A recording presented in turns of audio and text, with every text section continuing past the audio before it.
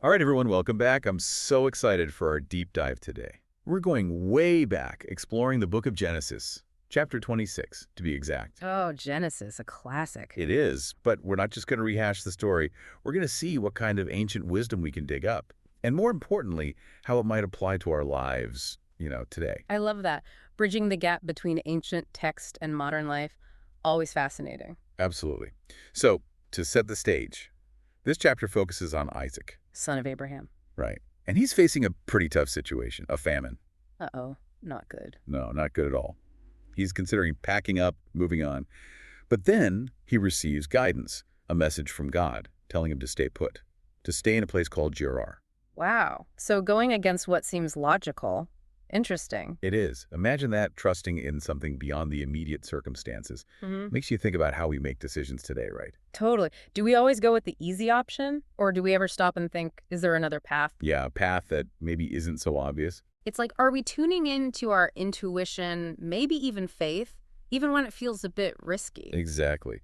So Isaac stays in Gerar. He encounters Abimelech, the king of the Philistines. Ah, Philistines. And, well, things get a little complicated. Isaac, he's worried about his wife, Rebecca. She's beautiful, and he fears for her safety. Understandable given the times. Right. So he does something maybe not so wise. He tells Abimelech that Rebecca is his sister. Ooh, a little white lie. Yeah, a deception that backfires, of course. Yeah. Abimelech finds out the truth, and he's not happy. It highlights the importance of integrity, even when we're scared, right? Absolutely. Honesty and transparency. Those are the foundations of trust in any relationship then and now. 100%. But here's the interesting part. Despite this slip-up, Isaac prospers. He becomes incredibly successful, which, ironically, leads to new problems. Oh, how so? Well, his success sparks envy among the Philistines. They start filling in the wells that Isaac's father, Abraham, had dug. Whoa, really? Talk about cutting someone off at the source. I know, it's like they're trying to erase his legacy, limit his potential out of jealousy. Hmm. But Isaac, he doesn't fight back. Not in the way you might expect. What does he do? He moves on, starts digging new wells in a different location. So, persistence, but also recognizing when to walk away. Exactly. And it's fascinating how each well he digs tells a part of this story. Like what? Well, the names, they're so symbolic. Like Esek, meaning contention, Sitna, meaning hatred, and finally, Rehoboth, meaning broad places. Wow, he goes from conflict to like a place of peace and abundance. Right. It's a powerful reminder that sometimes stepping away from unproductive conflict can open up so much space for growth. So true. We've got trust, integrity, conflict resolution, all these timeless themes playing out in this ancient story. And there's more to uncover. So much we can learn from Isaac's experiences. Yeah, Isaac's story, it's packed with those timeless nuggets of wisdom. Like, think about him redigging those wells, the ones his father dug. It's like, what does that even mean? It speaks volumes, actually, about heritage and innovation, finding that balance, honoring the past, but still carving out your own path. That's true, isn't it? It's like in any field you can think of. Yeah. Technology, art, social change even. You got to learn from those who came before. Yeah. Learn from the past, but bring your own spark to it. Exactly, your unique perspective. But through it all, I mean, Isaac went through so much. Famine, deception, conflict, and he just kept going. That's resilience right there. And it makes me think about this other big theme in his story, the idea of divine assurance. Like throughout all the ups and downs, God keeps reaffirming his covenant with Isaac. Giving him that sense of hope and support. Unwavering support. Yeah. It makes me think about how we find that kind of assurance in our own lives, especially when things get tough, It could be faith, trust in humanity, or even just belief in yourself. Yeah. It's like having that solid foundation, that belief that even when things are hard, you're not alone, that there's something bigger to guide you through it. Absolutely. But let's bring it back to today. How do these ancient ideas, these principles, actually apply to our modern world? That's the big question, right? Like we talked about obedience, but what's that even look like now? It's not about blind faith anymore, is it? Not really. It's more about like figuring things out, what aligns with our values, our gut feeling, maybe even seeking guidance from people we trust. Mentors, those voices of wisdom. Exactly. And integrity. Yeah. I mean, Isaac messed up with that lie, but in today's world, everything's online, amplified.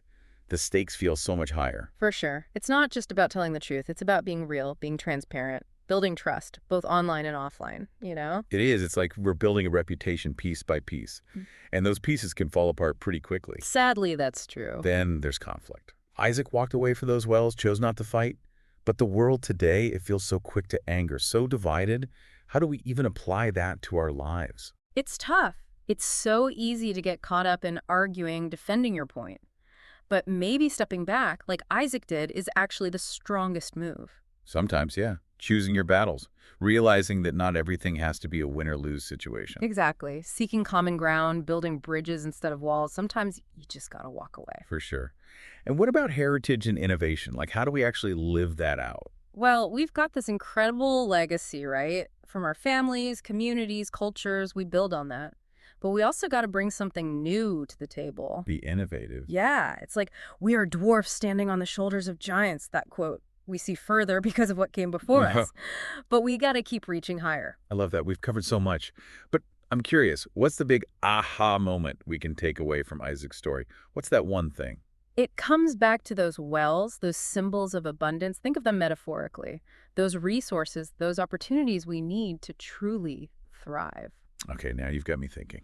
So what are our wells in the modern world? That's the question. Our wells. Yeah. Wow.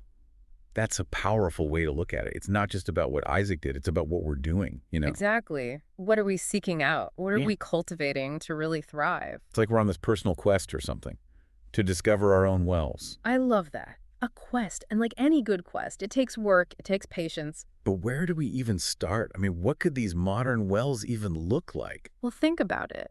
Where do you feel most drained? Where's that thirst? Is it like a lack of knowledge? Or maybe a need to express yourself creatively? Or even just deeper connection with people? Exactly. Maybe your well is about learning, always expanding your horizons, education. Or maybe it's diving into something creative, writing, music, art, who knows? Even starting a business could be a well, right? It could. Or maybe it's about those relationships, making them stronger, you know, with family, friends, community. It could be all of those things, or something totally different. The point is, you got to figure out what's missing, where you need to dig. Right. It's not like these wells just appear. We got to work for it. But that's kind of exciting too, right? Like we have a say in this. We absolutely do. We're not just reading about Isaac. We're taking his story and finding our own way. I love that. We started with this ancient story, and now we're on our own quests to find our own wells. It's incredible, right? The power of these timeless stories. They still speak to us thousands of years later. And they challenge us to dig deep, to find our own sources of abundance. So to everyone listening, I'll ask you the same question. What are your wells? What are you going to dig today? Thanks for joining us on this deep dive, everyone. It's been an amazing journey. Keep exploring, keep digging. And until next time, keep uncovering that ancient wisdom hidden within you.